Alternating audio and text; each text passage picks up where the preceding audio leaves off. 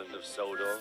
Thomas the Tank Engine's blue paint sparkled in the sunshine as he puffed happily along his branch line with Annie and Clarabel. He was feeling very pleased with himself.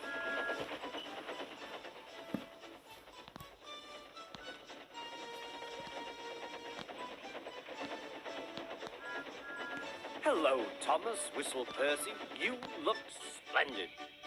"Yes, indeed," boasted Thomas. "Blue is the only proper color for an engine." "Oh, I don't know. I like my brown paint," said Toby. "I've always been green. I wouldn't want to be any other color either," added Percy. Well, anyway, huffed Thomas, "blue is the only color for a really useful engine. Everyone knows that."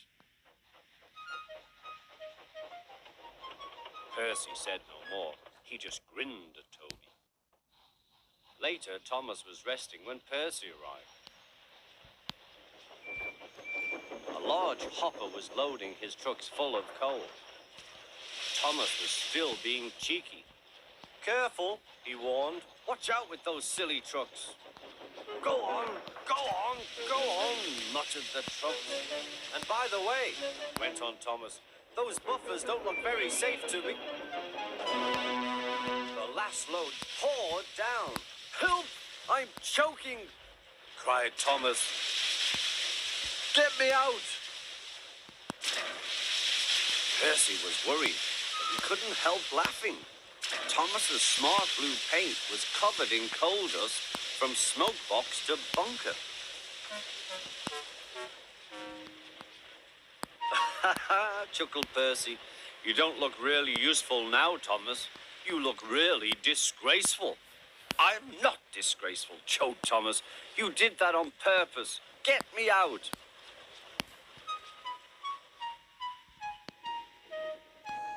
It took so long to clean Thomas that he wasn't in time for his next train.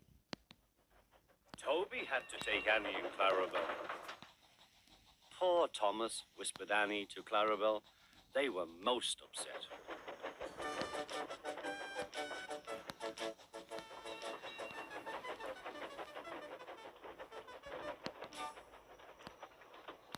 Thomas was grumpy in the shed that night. Toby thought it a great joke, but Percy was cross with Thomas for thinking he had made his paint dirty on purpose.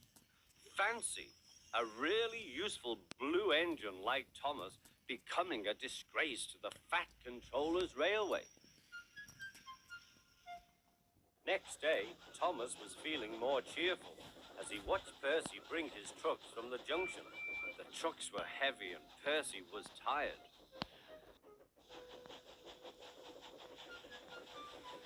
"Have a drink," said his driver, "then you'll feel better." A water column stood at the end of the siding with the unsafe buffers. Suddenly, Percy found that he couldn't stop. The buffers didn't stop him either. "Oh," wailed Percy, "help!" The buffers were broken and Percy was wheel-deep in coal. It was time for Thomas to leave. He had seen everything. "Now Percy has learned his lesson too," he chuckled to himself.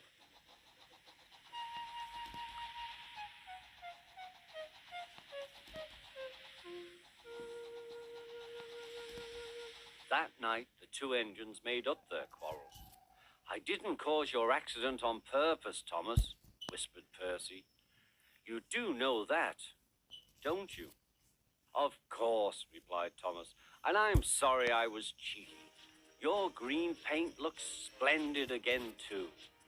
In future, we'll both be more careful of coal."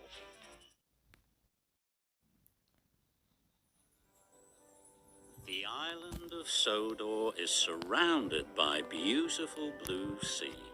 It has fields of green and sandy yellow beaches. There are rivers, streams, and lots of trees where the birds sing. There are windmills and a coal mine and docks where visitors to the island arrive. The island also has lots and lots of railway lines. Who's that puffing down the track? It's Thomas. Hello, Thomas. Hello, everybody. Welcome to the island of Sodor.